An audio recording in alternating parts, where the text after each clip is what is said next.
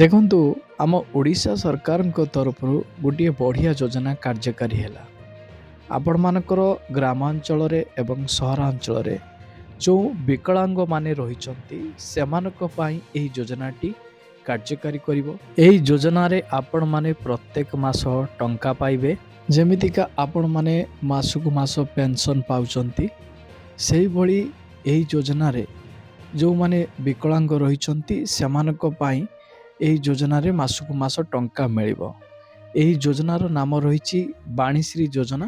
ଏହି ଯୋଜନାରେ ଆପଣମାନେ ସାମିଲ ହେବା ପାଇଁ ଆପଣମାନଙ୍କର ଆବେଦନ ପ୍ରକ୍ରିୟା କେମିତି କ'ଣ ରହିଛି, ଏହି ଯୋଜନା ପାଇଁ ଶିକ୍ଷାଗତ ଯୋଗ୍ୟତା କ'ଣ ରହିଛି, ଯୋଗ୍ୟତା ମାନଦଣ୍ଡ ଗୁଡ଼ିକ କ'ଣ ସବୁ ରହିବ, ଏହି ଯୋଜନାରୁ ଆପଣମାନେ କ'ଣ ସବୁ ସୁବିଧା ପାଇବା ପାଇଁ ଯାଉଛନ୍ତି ଏବଂ ଏହି ଯୋଜନାର ଲକ୍ଷ୍ୟ କ'ଣ ରହିଛି, ସମ୍ପୂର୍ଣ୍ଣ ସୂଚନା ଏହି ଭିଡ଼ିଓ ମାଧ୍ୟମରେ ମୁଁ ଆପଣମାନଙ୍କୁ ଗୋଟି ଗୋଟି କରି ଜଣାଇଦେବି।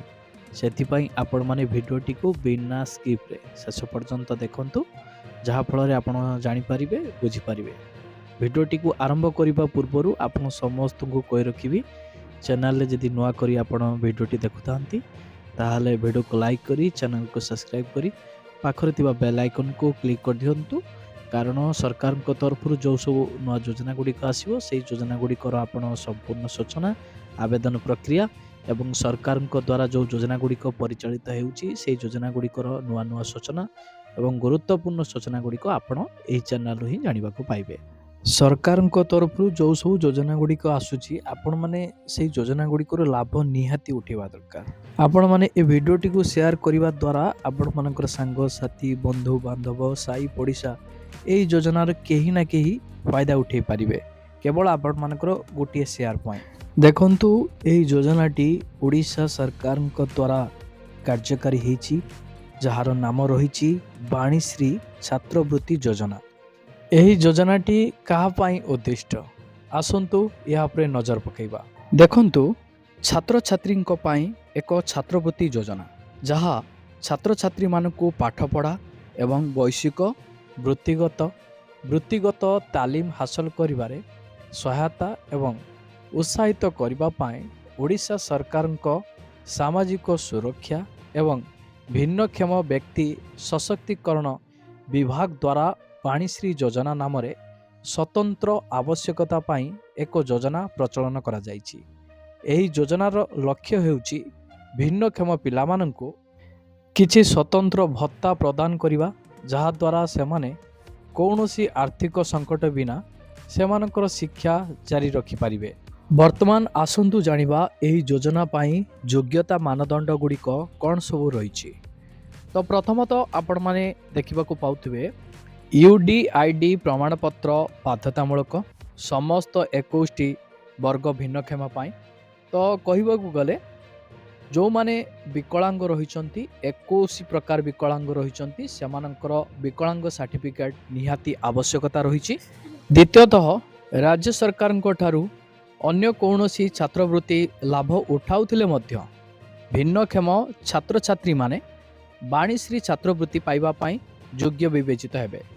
ଦେଖନ୍ତୁ, ଯଦି ଆପଣମାନେ ଅଲଗା କୌଣସି ଯୋଜନାରୁ ଆପଣ ଲାଭ ଉଠାଉଛନ୍ତି, ଯେମିତିକି ଆପଣମାନଙ୍କର କେନ୍ଦ୍ର ସରକାରଙ୍କ ତରଫରୁ ସ୍କଲାରସିପ୍ ଯୋଜନା ରହିଛି, କେନ୍ଦ୍ର ସରକାରଙ୍କ ତରଫରୁ ଆହୁରି ଅଲଗା ମଧ୍ୟ ସ୍କଲାରସିପ୍ ରହିଛି, ସେହି ସ୍କଲାରସିପ୍ ଯୋଜନା ଗୁଡ଼ିକରୁ ଆପଣ ଯଦି ଲାଭ ଉଠାଉଛନ୍ତି ତାହେଲେ ଆପଣ ମଧ୍ୟ ବାଣୀଶ୍ରୀ ଯୋଜନାରୁ ଲାଭ ଉଠାଇ ପାରିବେ। ତ ସବୁଠୁ ଗୁରୁତ୍ୱପୂର୍ଣ୍ଣ କଥା ହେଲା, ଯଦି ଆପଣ ଜଣେ ହ୍ୟାଣ୍ଡିକ୍ୟାପ୍ଡ ଷ୍ଟୁଡେଣ୍ଟସ୍, ତ ଆପଣମାନଙ୍କ ପାଇଁ ଏହି ଯୋଜନାଟି କାର୍ଯ୍ୟକାରୀ କରାଯାଇଛି। ବହୁତ ବଢ଼ିଆ ଯୋଜନାଟି ରହିଛି। ତ ଆସନ୍ତୁ ଏହାର ଡିଟେଲ୍ସ ଉପରେ ନଜର ପକାଇବା। ତୃତୀୟରେ, ଆଧାର ଲିଙ୍କ ହୋଇଥିବା ଛାତ୍ରଛାତ୍ରୀଙ୍କ ବ୍ୟାଙ୍କ ଆକାଉଣ୍ଟ, ପିତାମାତା କିମ୍ବା ଅଭିଭାବକ ସହିତ ମିଳିତ ଆକାଉଣ୍ଟ ମାଧ୍ୟମରେ ଛାତ୍ରବୃତ୍ତି ପ୍ରଦାନ କରାଯିବ। ଯଦି ଆପଣମାନଙ୍କର ଗୋଟିଏ ବ୍ୟାଙ୍କ ଆକାଉଣ୍ଟ ରହିଛି, ସେହି ବ୍ୟାଙ୍କ ଆକାଉଣ୍ଟରେ ଆପଣମାନଙ୍କର ଆଧାର କାର୍ଡ଼ଟି ଲିଙ୍କ ରହିଥିବା ଦରକାର।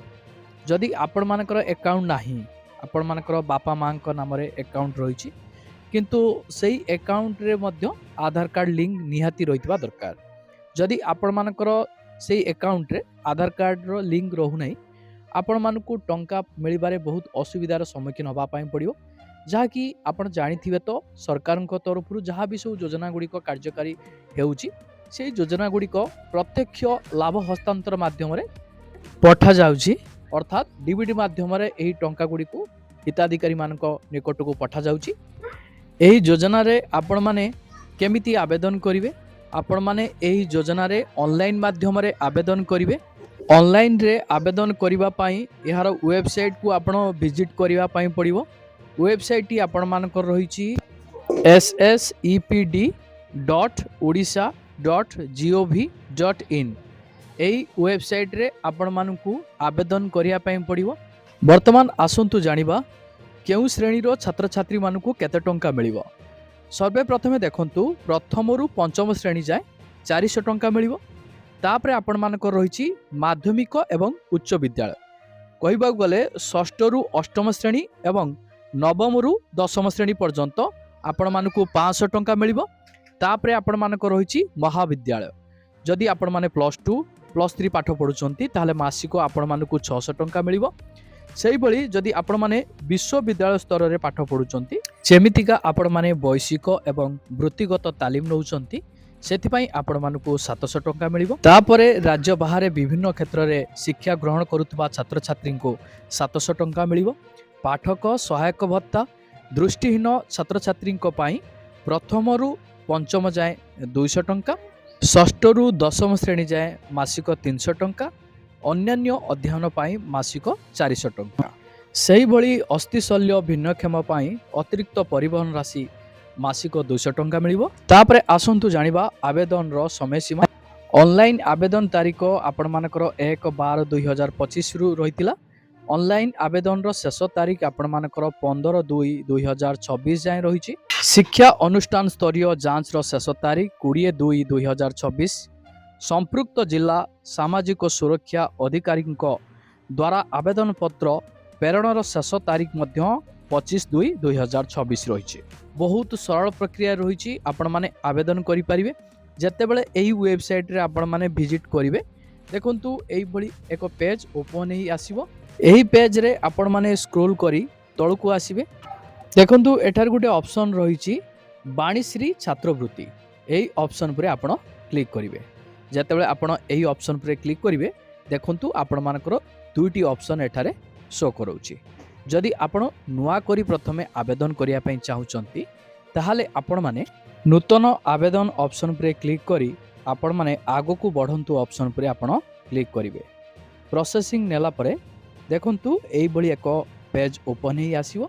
ଦେଖନ୍ତୁ ଏହି ପେଜ୍ରେ ଆପଣମାନଙ୍କର ରହିଛି ଷ୍ଟୁଡେଣ୍ଟ ଡିଟେଲ୍ସ। ଏହି ପେଜ୍ରେ ଆପଣମାନେ ଛାତ୍ରଛାତ୍ରୀଙ୍କର ସମ୍ପୂର୍ଣ୍ଣ ସୂଚନା ପ୍ରଦାନ କରିବେ।